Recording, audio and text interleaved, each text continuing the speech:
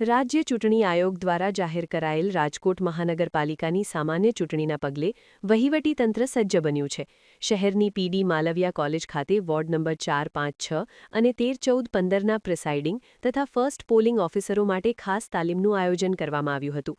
આ તાલીમમાં 700થી વધુ સ્ટાફને ઈવીએમ મશીનનું હેન્ડલિંગ, મશીન સીલિંગની પ્રક્રિયા અને વૈધાનિક ફોર્મ ભરવા જેવી પાયાની બાબતોનું પ્રાયોગિક શિક્ષણ આપવામાં આવ્યું હતું. 3 તબક્કામાં યોજાનારી આ તાલીમ વ્યવસ્થામાં રાજકોટ દક્ષિણ અને પ્રાંત કચેરી 1ના સ્ટાફે મહત્વપૂર્ણ ભૂમિકા ભજવી હતી, જેથી ચૂંટણી દરમિયાન કોઈપણ પ્રકારની ટેકનિકલ કે વહીવટી ખામી ન સર્જાય.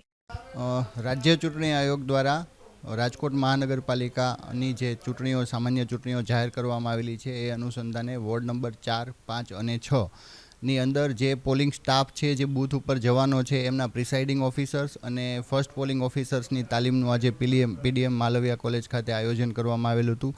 આ તાલીમની અંદર પ્રિસાઇડિંગ અને ફર્સ્ટ પોલિંગ ઓફિસર્સને જે વૈધાનિક બાબતો છે, પ્રિસાઇડિંગ ઓફિસરે કરવાની કામગીરી બાબતે છે અને એ ઉપરાંત એમને દરેક ઈવીએમ મશીનની હેન્ડ્સ ઓનની તાલીમ આપવામાં આવેલી છે.